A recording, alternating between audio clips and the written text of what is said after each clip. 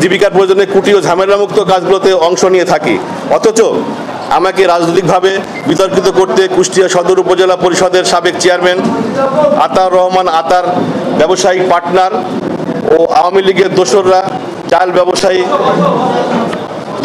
ব্যবসায়ী রশিদ ষড়যন্ত্রমূলক মিথ্যা তথ্য দিয়ে আমাকে ফাঁসানোর চক্রান্ত করছে।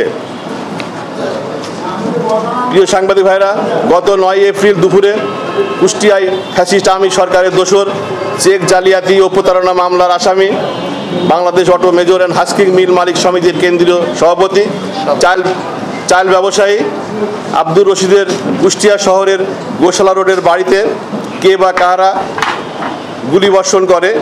এই ঘটনাকে ভিন্ন খাতে প্রভাবিত করে আওয়ামী লীগের ওই দোসর সাংবাদিকদের কাছে আমাকে জড়িয়ে মিথ্যা ভিত্তিহীন তথ্য উপস্থাপন করে।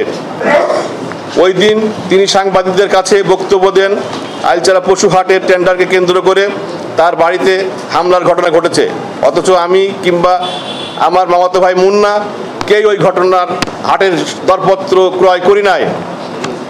আমরা কেউই ওই হাটে দরপত্র গ্রহণ করি নাই। সেখানে আমরা দরপত্রের অংশ নেয়নি, সেখানে আমাদের নাম, আমাদের প্রভাব বিস্তারের অভিযোগ আমার বিরুদ্ধে ষড়যন্ত্র ছাড়া আর কিছু নয় বলে আমি মনে করি।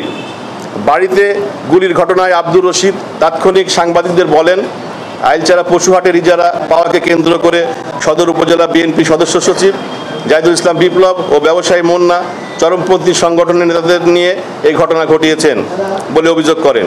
সেই বক্তব্যকে কোট করে বিভিন্ন জাতীয় পত্রিকা, টেলিভিশন, অনলাইন মিডিয়া ও স্থানীয় পত্রিকায় সংবাদ প্রকাশিত হয়। আব্দুর রশিদ প্রকাশিত ও প্রচারিত সংবাদে সাংবাদিকদের আরও বলেন, তিনি ও তার পরিবার দীর্ঘদিন ধরে চাল ব্যবসার পাশাপাশি হাট বাজার ইজারা নেওয়ার ঠিকাদারি করেন এবং একথাও বলেন যে দীর্ঘদিন তার নিয়ন্ত্রণেই এই হাট বাজার পরিচালিত হতো। একথাও আপনারা শুনেছেন। কয়েকদিন আগে সদর উপজেলার আইলচারা পশুহাটের ইজারা পেয়েছেন তার ভাতিজা জিয়াদুজ্জামান জিকু। ওই ঘটনার দরপত্র কেনার পর থেকে চরমপন্থী সংগঠনের নেতা পরিচয় দিয়ে দরপত্র জমা না দিতে হুমকি দেওয়া হচ্ছিল।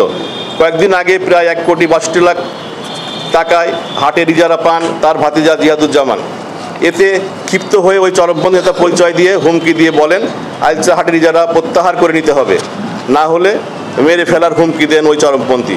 আইলচারা পশুহাটের টেন্ডারে অংশ না নিতে চরমপন্থীরা আমাকেও হুমকি দিয়েছিল, এজন্য আমি টেন্ডারে অংশ নেয়নি। তাহলে এখন কেন আমার নাম আসছে? এলাকায় রশিদের সঙ্গে আমার রাজনৈতিক বিরোধ রয়েছে, এই জন্য আমাকে রাজনৈতিকভাবে হেয় করতে একটি ভিন্ন ইস্যুকে আমার ঘাড়ে চাপিয়ে তিনি রাজনৈতিক ফায়দা লুটতে চেষ্টা করছে। প্রিয় সাংবাদিক ভাইরা, আপনারা জানেন আব্দুর রশিদ ও তার পরিবার ফ্যাসিস্ট আওয়ামী লীগের দোসর। তার বড় ভাই সিদ্দিকুর রহমান বিএনপি ছেড়ে মাহবুল আলম হানিফের হাতে ফুল দিয়ে আনুষ্ঠানিকভাবে আওয়ামী লীগে যোগ দেন।